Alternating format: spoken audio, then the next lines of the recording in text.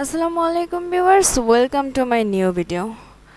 আজকে আমি আপনাদেরকে দেখাবো মাইক্রোসফট ওয়ার্ডে কি করে রিবনটিকে কাস্টমাইজ করতে হয়।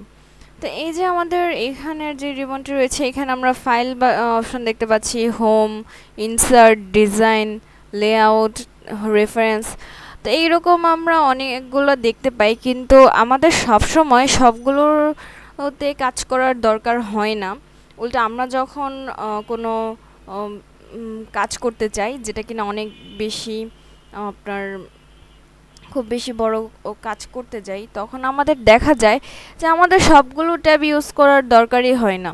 আমরা হোম, ইনসার্ট, ডিজাইন এইসব কিছু ট্যাব দিয়ে কাজ করি, বাট বারবার এগুলো চেঞ্জ করে করে নেওয়া।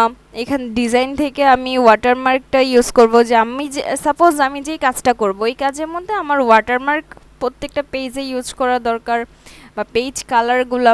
তো আমি হোম ট্যাবে চলে যাব, মেইনলি কাজ করার টাইমে হোম ট্যাবেই থাকে। তো তারপর আমি আবার ডিজাইনে আসবো, আবার এখান থেকে এটা চুজ করব, ইনসার্টে যাব, ইনসার্ট থেকে আমি সিম্বল নিব।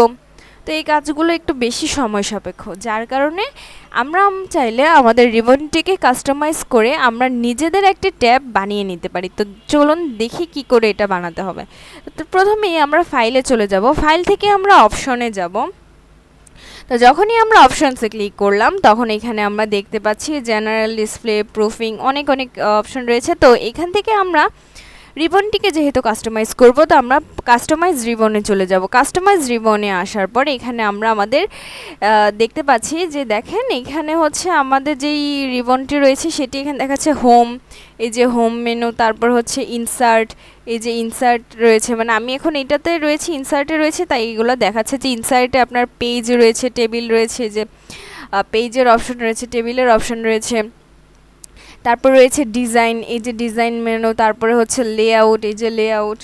তো এইখানে আমরা ট্যাবসগুলো দেখতে পাচ্ছি যে কি কি ট্যাবস রয়েছে এখানে। তো আমরা চাইলে আমরা নতুন একটা ট্যাব বানিয়ে নিতে পারি, যেখানে শুধু আমাদের যা যা দরকার শুধু ওইগুলোই থাকবে। তো ঠিক আছে, আমরা নিলাম এখান থেকে নিউ একটি ট্যাব বানানোর জন্য এখান থেকে নিউ ট্যাব ক্লিক করতে হবে। নিউ ট্যাব ক্লিক করে দেন এখানে নিউ ট্যাবের একটি রিনেম দিয়ে দিতে হবে। তো আমি এখান থেকে মাই ট্যাব দিয়ে দিলাম, মাই মাই ট্যাব।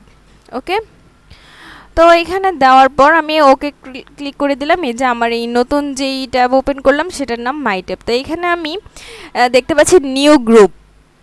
আচ্ছা, গ্রুপটা কি সেটা হচ্ছে এই যে আমরা এখান থেকে দেখেন, এই যে ইনসার্টমেন্টে আছে এইখানে যে picture, shape, smart, chart, screenshot, এই যে এই পুরোটা নিয়ে একটা গ্রুপ, আর সেই গ্রুপটার নাম হচ্ছে ইলাস্ট্রেশন।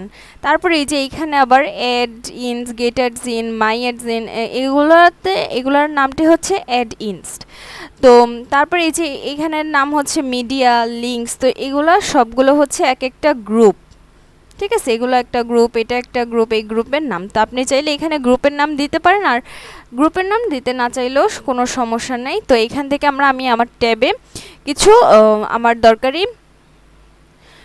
যা যা লাগে সব অ্যাড করে নিচ্ছি। তো ঠিক আছে, আমি এখন সাপোজ আমি এখন টেবিল নিয়ে কাজ করব। ঠিক আছে, তো টেবিলের যে অপশনগুলো রয়েছে, তারপর আরও যা যা দরকার হয়, এই জন্য ওইগুলো আমরা নিয়ে নিচ্ছি। এখানে আমার এই ট্যাবে এগুলো সব থাকবে। ঠিক আছে, তো আমি এখান থেকে ড্র টেবিলটা নিয়ে নিলাম, এই তারপর অ্যাড, তারপর নিয়ে নিচ্ছি draw vertical text box, add করে দিলাম।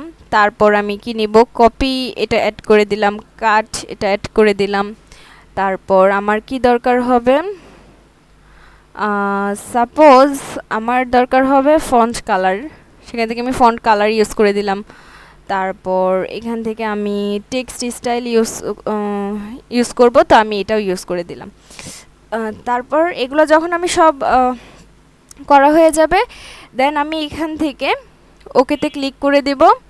যখনই আমি এখান থেকে সাপোজ আমার এখানে এই টেক্সট স্টাইলটা আমি নিয়েছি, অ্যাড করেছি, কিন্তু দরকার নেই, তো সেই ক্ষেত্রে আমি এখান থেকে রিমুভে ক্লিক করে দিলাম, আমার এটা রিমুভ হয়ে যাবে। ওকে, তো আমি এখান থেকে ওকে প্রেস করে দিব। এই যে আমার দেখেন এখানে একটি ট্যাব চলে আসছে। এই যে মাই ট্যাব নামে একটি ট্যাব ওপেন হয়ে গেছে, সেখানে শুধু ড্র টেবিল, তারপর কপি কাট, ফ্রন্ট কালার, তো এই ফন্ট কালার এগুলো সব চলে আসছে। যদিও কপি কাট এগুলো তো এখনও আমি কিছু লিখি নাই এখানে, যদি লিখতাম। আচ্ছা, এখানে সাপোজ দেখা এই যে কপি কাটের অপশনটি ওপেন হয়ে গিয়েছে।